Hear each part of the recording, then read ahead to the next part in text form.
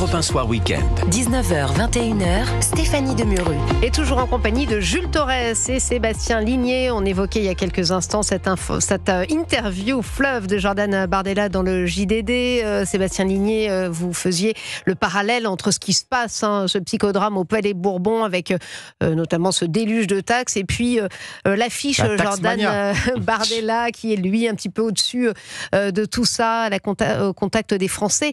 Il n'empêche, ça ne vous a pas échappé, le RN qui est venu au secours du Parti Socialiste. D'ailleurs, Jean-Luc Mélenchon, tiens, on va l'écouter, Jean-Luc Mélenchon qui parle d'une autre alliance. J'ai compris comme tout le monde, ils ont changé d'alliance. Ils étaient alliés à gauche avec nous, avec les communistes et avec les Verts, et maintenant, ils veulent s'allier avec M. Attal et avec ce qu'ils appellent, eux, le centre-gauche. Bon, je ne vois pas ce qu'il y a de gauche dans M. Attal, mais voilà, c'est ça leur calcul. Il y a de leur part aussi un amateurisme. Et l'amateurisme, le manque de professionnalisme, ça signifie qu'en réalité, ils s'en foutent de ce qu'ils votent. Ce qui compte pour eux, c'est juste qu'ils ont montré qu'ils pouvaient s'entendre avec M. Attal. Voilà tout.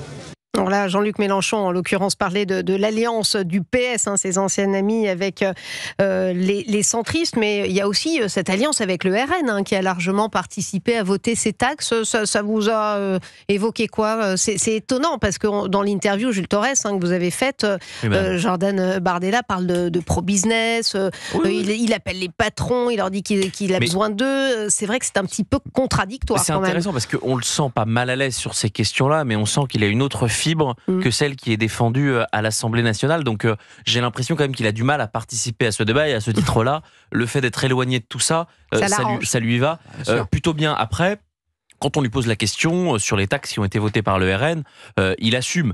Le problème, c'est la faisabilité bien souvent de ces taxes. Je vais prendre les deux taxes qui ont fait le plus parler. La fameuse taxe sur les multinationales, qui serait contraire, moi je suis pour qu'on taxe davantage McKinsey, qui paye ses impôts dans le Delaware. Je suis pour que McDo paye autant d'impôts en France que les sociétés françaises. Ça, je pense qu'il n'y a aucun Français qui est contre. Le problème, c'est que c'est contraire aux 125 conventions internationales qu'a signé la France avec les accords bilatéraux avec d'autres pays, avec l'Union européenne. Donc c'est en cela qu'avec un seul amendement et un débat un peu faible, il est inapplicable. Et la deuxième des choses, c'est le fameux impôt sur la fortune improductive. Les assurances vie, quand donc on met les assurances vie, on enlève la résidence principale, mais on met les assurances vie, on met, je crois aussi, les PEL. Il y a un gros sujet, Sébastien Ligné l'expliquera mieux que moi, par exemple autour des œuvres d'art. Qui va venir estimer les œuvres d'art que certains possèdent chez eux. Donc en réalité, c'est vrai qu'on a un peu l'impression d'un amendement voté à la va-vite, qui n'a pas été beaucoup réfléchi, et c'est un petit peu ce que je reproche, moi, à ce débat en ce moment à l'Assemblée. Sébastien Ligné. Oui, mais là où je suis pas d'accord sur le côté surprenant, c'est qu'on découvre pas aujourd'hui que le RN a dans son programme plusieurs mesures de justice fiscale, et que le RN a toujours été assez prompt à taxer les plus grands patrimoines, les très grandes entreprises. Oui, mais on les attendait pas sur les assurances vie, voyez-vous. Ils disent en permanence qu'ils sont pas socialistes. C'est l'épargne des Français, les assurances. Je suis d'accord, mais je vais pas du tout défendre cette taxe. Je vous explique juste que cette proposition, Sébastien, parce que là, on dirait... le RN l'a votée parce qu'elle fait entre guillemets partie, dans une version un petit peu différente, de ce que Marine Le Pen proposait dans son programme présidentiel en 2022. Donc moi, je ne peux pas dire aujourd'hui que je sois surpris que le RN vote une taxe pareille. Vous avez des Français qui ont voté pour un parti qui défendait cette taxe-là. Alors là où je suis d'accord avec Jules Torres, c'est qu'elle est extrêmement mal faite et qu'elle ne correspond même pas à la vision originelle de Marine Le Pen et de son programme. Parce qu'en effet, il y a plein de zones grises. Le patrimoine immatériel, notamment le patrimoine mobilier, tout ce qui sont, contrairement chez les gens, les œuvres d'art, les livres anciens, les meubles, tout ça. Qui va l'expertiser ? Parce que si c'est à l'État d'expertiser, bon courage, déjà pour faire le tour.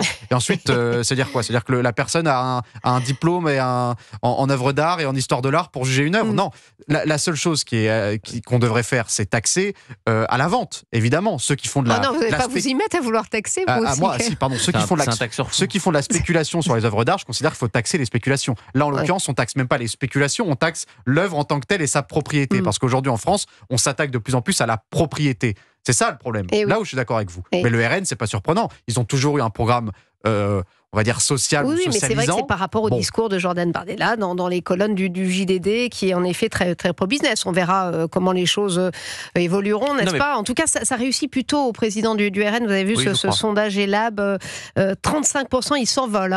Il a encore pris 4 points quand Édouard Philippe, second, en perd quelques-uns aussi. Il finit à 15%. Et alors surtout, il y a en embuscade quand même un certain Jean-Luc Mélenchon.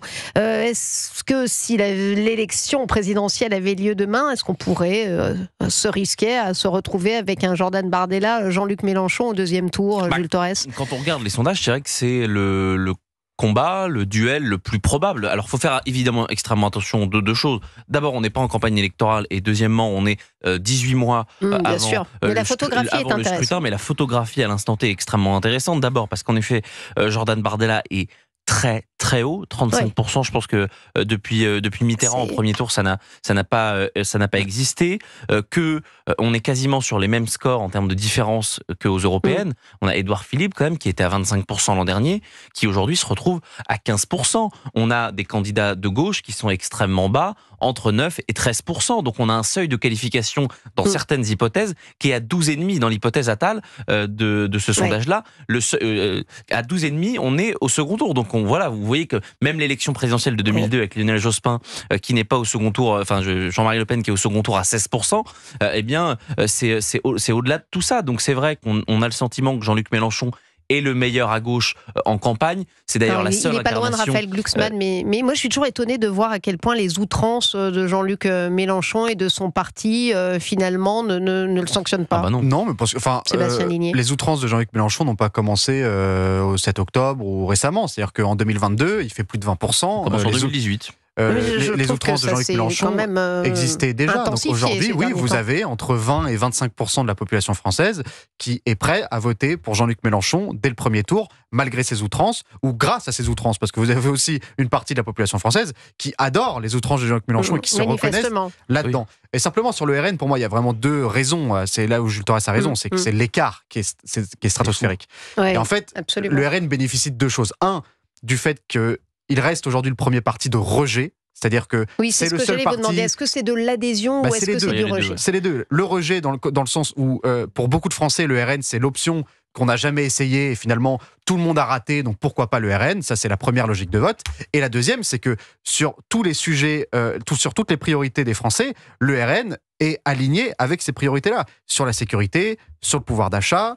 Il y a ce côté, c'est les seuls qu'on n'a jamais essayé. Et même sur l'économie. Ouais. Donc en fait, oui, c'est à la fois le parti qui bénéficie le plus du rejet parce qu'il n'a jamais gouverné, et en plus, ses constats et ses solutions sont aujourd'hui majoritaires dans toutes les strates de la société. Ils sont premiers, ils peuvent être premiers à la fois chez les retraités et chez les 18 ans. Ça, c'est quand vous avez un écart pareil, que vous êtes premier dans toutes les strates sociologiques, autant vous dire que la victoire, elle est quasiment acquise. Alors, on se demande la faute à Emmanuel Macron, point d'interrogation. Et écoutez, il y avait un petit son assez intéressant tout à la fin de l'émission de Pierre de Villeneuve ce matin sur CNews Europe 1, Thierry Breton, qui estime qu'il faudrait ne pas limiter le mandat présidentiel pour qu'on arrête un petit peu de faire n'importe quoi à la mi-mandat du deuxième mandat. Écoutez, je n'ai pas clair, mais lui va être plus clair que moi, Thierry Breton, ce matin.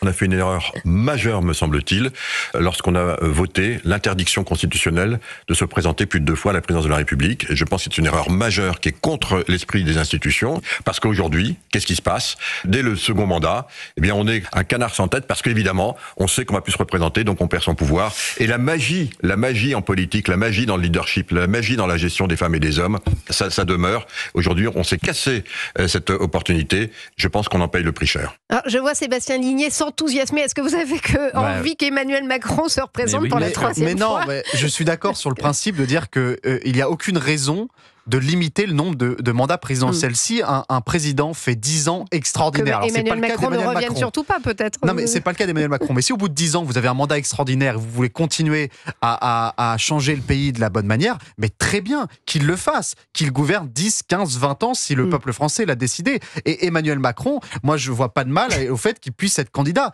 Les Français lui mettront une claque historique, mais au moins les Français auront décidé clairement que son tour déjà était que là, arrivé. si Et vous il voulez. vous Là, il refera reproche le théâtre Jules Torres, antifasciste, il refera monter, il vous dira qu'il y a un péril russe qui est à nos portes, que c'est lui ou le chaos, et Emmanuel Macron sera réélu Ah oui, mais enfin, pour 3 ans. Bravo c'est- Sébastien Oui, Ligné. Ça reste des Vous Français êtes- qui vous votent. êtes le hein, si vous voulez. macroniste de la Bah non. Après, dernière. vous allez l'appeler à la Si les destitution. Français réélu Emmanuel Macron, c'est que les Français ont Bon. décidé de réélire Emmanuel Macron, c'est pas de ma faute.